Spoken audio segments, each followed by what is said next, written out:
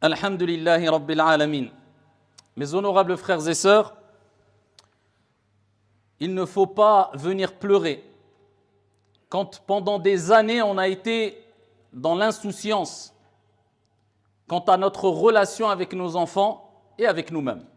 Quand pendant des années on a laissé les réseaux sociaux nous éduquer avant d'éduquer notre jeunesse et nos enfants particulièrement. Il ne faut pas venir pleurer quand on a laissé cette fitna entrer dans nos demeures sans essayer de la contrôler. Je parle des réseaux sociaux, sans aucun regard, sans aucun contrôle. On a laissé ces réseaux sociaux nous éduquer en pensant que c'était un bien. Et certes, dans les réseaux sociaux, sur Internet, il y a du bien. Mais le mal est destructeur. Il ne faudra pas venir pleurer. Il ne faut pas venir pleurer. Quand pendant des années, on a donné le mauvais exemple à nos enfants. Quand nos enfants essayaient de nous interpeller la mère et le père, eh bien non, les parents eux-mêmes, je ne parle même pas des enfants, et après on en parlera des plus jeunes, eux-mêmes étaient préoccupés à regarder je ne sais qui pour ne pas citer de nom, en train de vivre sa soi-disant best life, belle vie, la meilleure des vies, tout simplement parce que elle dévoile sa vie ou il dévoile sa vie toute la journée parce que la curiosité est un vilain défaut, la mauvaise curiosité. Et beaucoup ont compris que ça marchait, de jouer sur la curiosité des gens pour essayer d'attirer, avoir le maximum de personnes qui les suivent sur les réseaux sociaux. Ensuite, vous connaissez la procédure, vous connaissez le reste et la suite. Eh bien, en plus, ensuite, faire des placements de produits et gagner sa vie sur le dos des gens, sur le dos des curieux, sur le dos des gens qui ont une curiosité déplacée. Eh bien, il ne faut pas s'étonner. Il ne faut pas venir pleurer quand tu as montré cet exemple à tes enfants. Le fait d'être sur les réseaux sociaux en train de suivre des gens qui dévoilent leur vie toute la journée. Un tel va faire ses courses au centre commercial, l'autre va changer les couches de son enfant. Waouh, super, très intéressant. L'autre a fait un brushing pendant que l'autre a acheté une voiture. Et toi, tu les suis avec amour, comme si tu suivais une série Netflix de 600 épisodes et tu es préoccupé par cela et tes enfants te voient. Et tu as oublié que tu étais al-qudwa, l'exemple pour tes enfants. Donc imagine-toi l'impact psychologique sur tes enfants. Il ne faut pas venir pleurer après. Quand tes enfants, tu leur parles et tu dis « j'ai pas le temps, laisse-moi, lâche-moi ». Mais parce que tu n'avais pas le temps pour eux. Tu n'as pas rempli l'engagement que tu as pris quand tu t'es marié, quand tu as eu des enfants, à savoir, eh bien, éduquer et non pas seulement élever. Parce qu'on se trompe, on pense qu'élever c'est éduquer. Élever c'est nourrir tes enfants, c'est les habiller, c'est leur fournir un toit, c'est la base. Non, éduquer c'est plus profond. Éduquer c'est de leur accorder une éthique. Éduquer c'est de leur donner les outils pour pouvoir surmonter les épreuves de la vie. Éduquer c'est de leur donner l'importance du sens de la responsabilité. Éduquer c'est de leur apporter ici des outils pour avoir une certaine maturité. Éduquer c'est de leur inculquer le bon comportement et le respect. Éduquer c'est de leur rappeler l'importance de la discipline et des priorités de la vie. Et pour cela, eh bien il faut du temps. Et pour cela, il faut être un exemple. Et pour cela, il faut se préserver de certains réseaux sociaux et ne pas laisser les réseaux sociaux éduquer nos enfants. Vous savez qu'il y a une loi ici qui a été votée, qui va passer, où il est interdit. Qu'est-ce qu'elle dit la loi? Il sera interdit aux moins de 15 ans. Alors on ne parle même pas de l'éthique du musulman, du religieux, du catholique, du juif, Là, on parle simplement d'une loi qui a été mise en place parce que tout le monde, peu importe la confession, la couleur, l'âge, les convictions, se sont rendus compte que les réseaux sociaux, ça peut être une catastrophe. Ils vont aller plus loin que l'interdiction au moins de 13 ans. Non, interdiction au moins de 15 ans. Ici, de s'inscrire sur une plateforme, sur ces fameux réseaux sociaux qu'on connaît, TikTok et j'en passe, sans obtenir l'autorisation des parents. S'ils disent cela, c'est qu'ils se rendent compte que c'est une catastrophe. Il ne faut pas venir pleurer quand ton enfant banalise la violence et peut-être même est violent envers toi. Mais est-ce que vous êtes conscient? Est-ce qu'on est conscient, billahi alaykoum, de l'impact de toute la violence et tout le fasad et tout le mal que nos enfants et que nous-mêmes ingurgitons, avalons tous les jours pendant des heures? Vous savez qu'il y avait une époque, et je dis pas, j'ai pas 70 ans ou 80 ans, on a la quarantaine, mais on sait très bien qu'il y a juste 15 ans en arrière, eh bien, pour voir un acte de violence, fallait le voir entre guillemets physiquement. Fallait que tu le vois, que tu sois là. Pour voir quelque chose de choquant, quelque chose de traumatisant, fallait le vivre. Sinon, tu ne le voyais pas. Ah si, dans les films. Mais les films sont devenus une réalité aujourd'hui. Voilà pourquoi. Parce que les réseaux sociaux ont banalisé la violence et le mal. Parce que les réseaux sociaux ont fait un travail immense et continuent de le faire. Mais aujourd'hui, ce que nous, on a vu pendant 10 ans dans notre vie ou 15 ans dans notre vie, ce qu'on a pu voir comme scène violente, comme chose mauvaise, comme chose haram, illicite, etc., manque de retenue, manque de... Eh bien, eux, ils le voient dans un laps de temps de 1 minute. Et ça défile, et tous les jours. Et ce n'est pas des films, ce n'est pas des séries, c'est la réalité. Ce qui se passe dans le monde entier, eh bien, eux, ils le voient. Et nous, on le voit. Et sans le savoir, on ne se rend pas compte que psychologiquement, l'impact est très violent. Parce qu'on banalise. À force de voir de la violence, ça te fait plus peur de voir des choses violentes. Donc, en fait, on monte d'un cran dans la violence. À force de voir des choses haram, illicites, des gens qui agissent, même quelquefois au nom de la religion, sans plus aucune éthique, homme ou femme, allez, vas-y que, et on se donne bonne conscience à coup de, tiens, j'ai fait une photo devant la Kaaba une fois dans l'année ou devant la mosquée, masha'Allah mon frère, Allahu Akbar, Wallah, 2-3 mots pour embellir le comportement et les phrases, ça suffit. Et tu vois les jeunes, oh masha'Allah, t'as vu, non mais il est bien, elle est bien, regarde, elle a été à la Mecque. Ok, elle a été à la Mecque. La Mecque, elle transforme les gens. Parce que tu as été à la Mecque, ça y est, tu as une certification que tu vas aller au paradis, que tu es pieux, que tu es. Et alors, tu as été à la Mecque. Il y avait Abu Jahl qui habitait à la Mecque. Et alors, si tu as été à la Mecque, nous, on veut voir ton comportement dans la vie de tous les jours. Tu reflètes quoi? Man akthara min shay'in urifa bih. Celui qui a l'habitude d'avoir un comportement, de faire des choses, sera connu par cette chose-là. Cette personne est connue pourquoi? Pour vivre à la Mecque ou pour vivre en tant qu'influenceur ou influenceuse en train de détourner notre jeunesse de quoi? Des études. En leur vendant du rêve. Regarde, j'ai même pas le bac et moi je gagne des millions avec des placements de produits. Si tu veux une vie comme moi, suis-moi et tu vas réussir. Vous savez que ça, ce n'est pas des paroles en l'air. Ça, c'est des règles qu'ils ont. Hein. Et eux-mêmes le reconnaissent. Pour que les faibles d'esprit tombent dans le panneau. Ah ouais, regarde, mais c'est des gens malheureux, vous ne comprenez pas. Et on ne comprend pas encore que le bonheur, c'est un sentiment pas extérieur, intérieur. Ça, c'est de l'apparence, c'est des paillettes, c'est ce que tu veux. Le bonheur, c'est un sentiment intérieur. Extérieurement, ils sont heureux. Intérieurement, ils sont détruits. Intérieurement, ils sont dans la solitude. Intérieurement, ça va mal. Ce n'est pas possible que ces gens-là, en usant de l'abus de faiblesse, et d'ailleurs, beaucoup d'entre eux sont poursuivis en justice et autres parce que c'était que de l'abus de faiblesse dans la vente de produits, dans le mensonge. Et des jeunes, ils se sont dit, attends, si un tel qui n'arrive même pas à aligner une phrase correcte, sans faire d'erreur de syntaxe, elle arrive à être millionnaire, que je vais me casser la tête, moi, aller passer mon bac et aller faire 6 ans d'études pour médecin pour avoir 3-4 000 euros par mois. Voilà ce qu'ils ont mis dans la tête des jeunes. Après, il ne faut pas venir pleurer quand on les laisse éduquer. Parce que toi, à 8 ans, 9 ans, tu laisses ton enfant avec un smartphone et avec des réseaux, rentrer dans des réseaux sans aucun contrôle. Mais on va où? Et après, tu peux me dire, j'habite je ne sais où.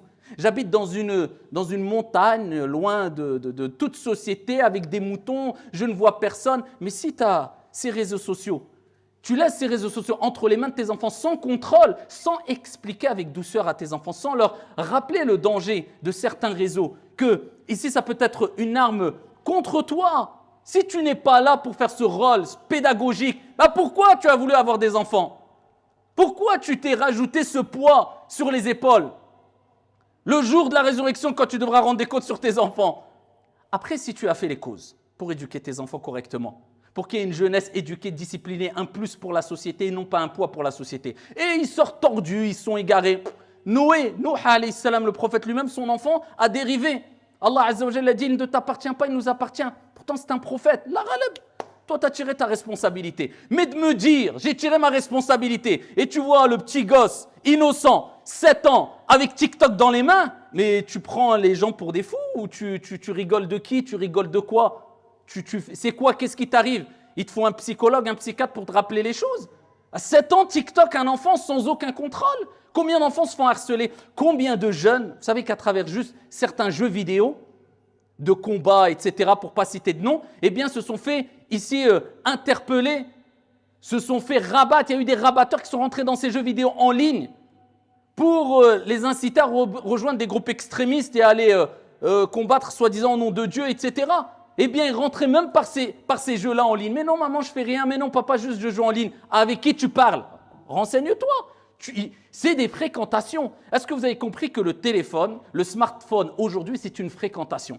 Et le prophète, alayhi salatu wassalam, a dit « Al-mar'u ala dini khalilih, falyanzur ahadukum man yukhalil » La personne va suivre le comportement, la moralité, va être comme celui qu'il fréquente. C'est comme ça. On est influençable de base. On n'est pas parfait. Tout le monde peut glisser, moi le premier. Dieu nous a créés. L'être humain a été créé faible. Donc ne dis pas, moi c'est bon, je suis à l'aise. Non, non, non, non. Tu es influençable. Et il y a les influenceurs pour faire le travail. Et je ne vise pas que tous les influenceurs de manière générale, car quelque part, on est tous et toutes des influenceurs. On influence les gens, soit vers le bien, soit vers le mal. Mais on s'est compris. Donc, toi, si tu te laisses influencer par ces réseaux, par cette fréquentation, ben c'est une fréquentation. C'est même un ami intime, c'est vrai ou pas? Combien de jeunes disent « Wallah, je ne pourrais pas vivre sans mon smartphone, sans les réseaux ». Je te dis la vérité, je ne peux pas, c'est impossible. C'est impossible. Donc, c'est une dépendance, donc tu es quelque part dans une forme de toxicomanie. C'est vrai ou pas? Bien sûr. C'est pour ça qu'il y a même maintenant des cures qui sont mises en place, des cures de téléphone et de réseaux sociaux. Attention, il y a du bien dans toutes les nouvelles technologies et on les utilise dans le bien. Mais on sait très bien qu'il y a un grand mal. Et le prophète sallallahu alayhi wa sallam fait sahih muslim. Et vous savez ce qu'il dit le prophète alayhi salatu wa sallam? Fait sahih, il dit et puis viendra une fitna qui ne laissera aucune maison d'Arabes, parce que voilà, c'est un contexte, il s'adressait aux Arabes, le prophète alayhi salatu wa sallam, on peut dire aucune maison de manière générale, sans y pénétrer. Le prophète, il dit ça il y a 1400 ans. Oh, combien de savants ont dit, si ce n'est pas les réseaux sociaux, eh bien, c'est quoi cette fitna? Cette fitna, c'est quelque chose de néfaste. C'est un terme péjoratif, c'est une chose mauvaise, nuisible, et qui pénétrera toutes les maisons. Une époque, on disait aux enfants, ne sors pas, reste à la maison. Aujourd'hui, les parents supplient les enfants de sortir et d'aller jouer au ballon. Comme nous, on le faisait jusqu'à 17-18 ans, avec cette innocence qui peut-être ne connaîtront plus nos enfants, en tout cas une partie de notre jeunesse. Le degré de violence a augmenté. Le degré d'insolence a augmenté. Je me rappelle, à notre âge, quand on était un peu plus jeune, voir des jeunes dire « Oh, lâche-moi » à ses parents, on était choqués. On était étonnés, on en riait même, on disait « Oh, la honte, regarde ce qu'il a dit ». Mais maintenant, c'est chez nous. C'est-à-dire que c'est devenu banal. Dans nos générations, eh bien, on vit cela avec nos enfants. Les enfants qui lâche-moi, tu sais pas ce que je vis. Moi, en tout cas, quand j'ai 18 ans, moi, je fais ma vie. Mais quand l'enfant dit ça, mais laisse-le affronter la vie et tu verras s'il ne revient pas en courant, en t'embrassant les pieds, en disant « En fin de compte, tu m'as préservé, protégé pendant 18 ans, je n'avais pas ouvert les yeux. » C'est quoi cette mentalité qu'on retrouve maintenant? Cette volonté de se rebeller même contre les parents et contre la société. Eh bien, en grande partie, qu'on le veuille ou non, ceux qui ont joué un grand rôle dans cela, bon gré mal gré, wallahi, c'est les réseaux sociaux. Une partie des réseaux sociaux, une partie des plateformes. C'est pour cela que je vous mets en garde et je mets en garde ma propre personne. Ne rêvez pas, si vous pensez pouvoir éduquer et si vous pensez pouvoir faire un travail de fond, alors qu'à côté, détruire, c'est plus dur, plus difficile que construire. Tu peux parler et éduquer pendant 6 mois, mais détruire, wallah, il suffit d'une mauvaise fréquentation pendant 5 minutes et la vie de la personne, eh ben voilà, elle a basculé, elle a vrillé. Donc maintenant, nous les causes dans l'éducation, bien sûr, c'est avant tout d'être un exemple. C'est pour ça que je parle des jeunes, mais je parle de nous aussi. Quand tu vois quelqu'un qui finit la prière, assalamu alaikum, je ne parle pas de cas d'urgence mais à peine il a fini le taslim, première des choses, il regarde dans sa poche son téléphone, il ouvre pour voir s'il n'a pas raté quelque chose. Tu n'as rien raté. Le monde, il va bien sans toi. T'inquiète pas. On a l'impression que c'est le centre du monde. Tu n'as rien raté. Pendant des siècles et des siècles, on vivait sans téléphone portable. Et obligé de regarder. Pause. Utilise tes doigts. Pourquoi? Pour le dhikr. 33 fois, subhanallah, alhamdulillah, Allahu akbar, tous tes péchés sont pardonnés. Allahu akbar. Après, prends ton téléphone. Vis avec ton téléphone, dors avec ton téléphone. On est tous un peu maintenant pris par cela et je parle pour moi le premier. On est dépendant malheureusement, illa man rahimallah. Je parle pour moi le premier, attention, je ne suis pas un anti-smartphone et autres. Mais des règles, un cadre, une discipline. Comment toi tu dis je suis fatigué, j'arrive pas, je trouve pas de temps pour lire le Coran, je suis truc. Lire une page de Coran, ça prend 5 minutes. Dans une page de Coran, une lettre, c'est 10 hasanat. Tu purifies ton cœur, tu nettoies ton âme. Tu vas être élevé en degré au paradis, plus tu auras lu et appris le Coran.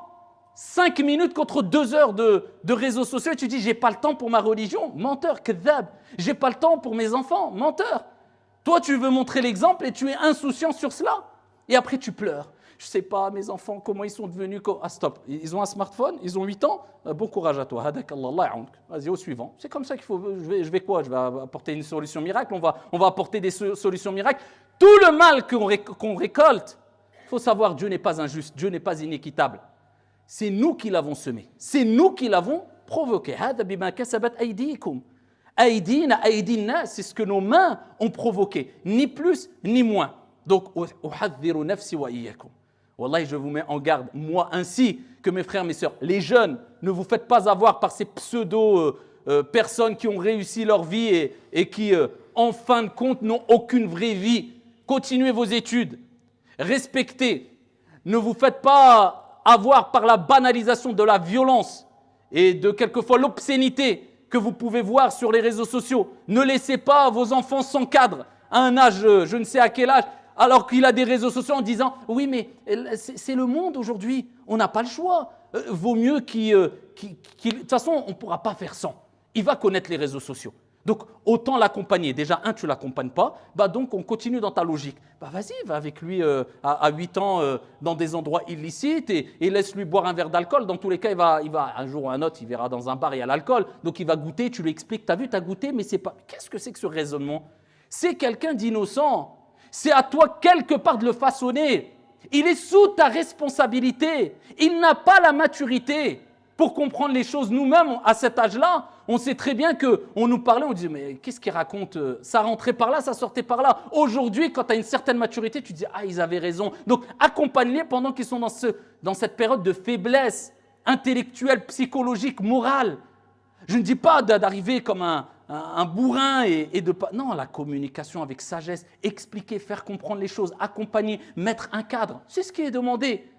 C'est pas de faire n'importe quoi, n'importe comment. Et n'oubliez pas, le prophète sallallahu alayhi wa sallam, fait Sahih Muslim, qu'est-ce qu'il dit? Il n'y a pas un serviteur à qui Allah a confié une autorité. Et alors que celui-ci trahit ceux qui sont sous sa responsabilité ou sous son autorité, sans qu'Allah subhanahu wa ta'ala ne lui empêche d'entrer, ne lui interdise l'entrée au paradis. Rapporté par Muslim. Donc c'est une responsabilité, assume-la. Et avant d'éduquer, éduque-toi. Si tu veux, sois. Tu veux des enfants pieux, sois pieux. Jabir radiyallahu anhu wa arda disait que Allah subhanahu wa ta'ala fera de par sa clémence, sa miséricorde, et c'est lui Al-Rabb, Al-Murabbi, l'éducateur, c'est pour ça qu'on l'appelle Al-Rabb, c'est lui Al-Murabbi par excellence, c'est lui qui éduque. Donc si on veut une bonne éducation pour nous et pour nos enfants, ça commence par Ad-Du'a, demander à Allah subhanahu wa ta'ala, ne pas négliger le Du'a, et ensuite tu fais les causes. Et après, alhamdulillah. Ici, toi, quand tu as des enfants sous ta responsabilité, tu as des personnes sous ta responsabilité, et tu trahis ceux qui sont sous ta responsabilité, tu négliges, tu n'assumes pas comme il faut, eh bien le prophète alayhi salatu wa sallam dit Allah lui interdira l'entrée au paradis. Ce n'est pas une mince affaire. Kullukum ra' wa kullukum mas'oulun an ra'iyyati. Tout le monde est responsable et vous serez tous interrogés sur vos responsabilités. Jabir disait eh bien Allah fera que l'enfant sera pieux si ses parents sont pieux. Donc quand les gens disent comment je fais, c'est quoi la solution? Pas de solution miracle. Sois éduqué, sois un exemple. Et ensuite Allah mettra l'effet dans ton éducation. Et invoque ton Seigneur tabaraka wa ta'ala wallahu a'lam walhamdulillahi rabbil alamin.